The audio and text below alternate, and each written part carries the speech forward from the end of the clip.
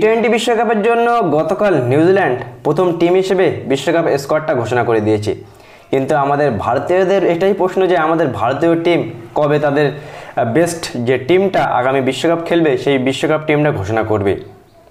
বন্ধুরা, নানান মিটিং চলছে, একবার দিল্লিতে মিটিং চলছে, একবার বেঙ্গালুরুতে মিটিং চলছে, একবার মুম্বাইতে মিটিং চলছে। আজ 30 তারিখ, আজ কিন্তু বিশ্বকাপ নিয়ে লাস্ট মিটিং আহমেদাবাদে করতে যাচ্ছে আমাদের সিলেক্টররা, বিসিসিআই উচ্চপদস্থ কর্মকর্তারা।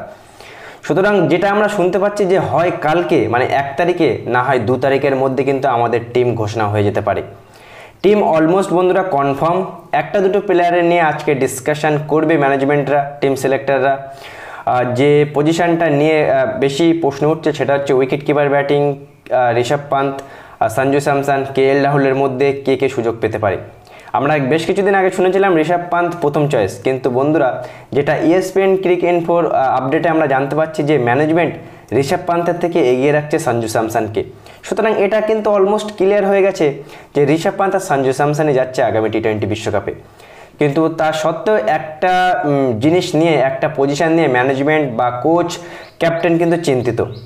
দেখো, সঞ্জু স্যামসন এই IPL-এ প্রচুর ভালো খেলছে, মানে রানের পর রান করছে, কিন্তু সঞ্জু স্যামসনের পজিশনটা তোমরা যদি দেখো বন্ধুরা, সঞ্জু কিন্তু রাজস্থানের হয়ে 3 নম্বর পজিশনে খেলে। যেহেতু আগামী টি-20 বিশ্বকাপে 3 নম্বর পজিশনে সঞ্জু তো খেলতে পারবেই না। বিরাট কোহলি যদি ওপেনিং করে রোহিত শর্মার সাথে, তাহলে 3 নম্বর পজিশনে খেলবে সূর্যকুমার যাদব। বিরাট কোহলি যদি ওপেনিং না করে, রোহিত শর্মা, যশস্বী জয়সওয়াল যদি ওপেনিং করে, তাহলে হয় বিরাট কোহলি 3 নম্বরে খেলবে, সুতরাং 4-এ সূর্যকুমার যাদব খেলবে। সুতরাং সঞ্জু স্যামসন কিন্তু তার পজিশনটা হারাতে যাচ্ছে। আবার অনেকে এই প্রশ্নটা তুলছে যে কেএল রাহুলকে যদি খেলায় বন্ধুরা সঞ্জু স্যামসনের জায়গায়, তাহলে কেএল রাহুল এমন একটা প্লেয়ার, সে ওপেনিং থেকে শুরু করে 4 নম্বর পজিশন, 5 নম্বর পজিশন, 3 নম্বর পজিশন, যে কোনো পজিশনে কিন্তু কেএল রাহুল ফিট হয়ে যায়।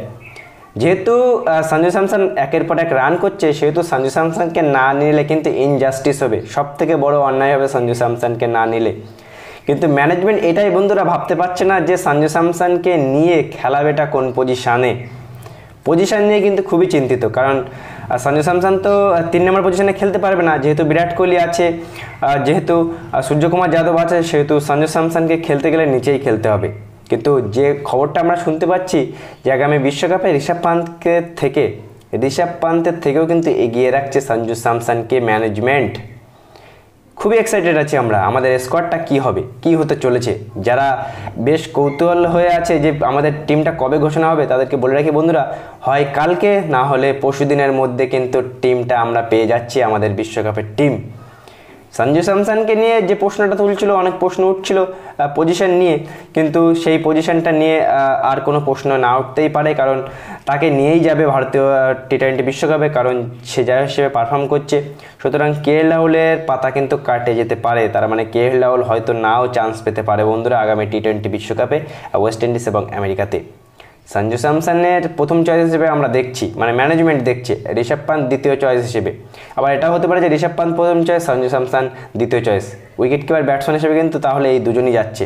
কেএল রাহুল, ঈশান কিষান, দীনেশ কার্তিকরা যাচ্ছে না, যাদের নাম কিছুদিন আগে চর্চায় হচ্ছিল তাদের নাম যাচ্ছে না। খুবই তাড়াতাড়ি আমরা আমাদের স্কোয়াডটা পেয়ে যাব, হয় কাল নয় পরশু দিন।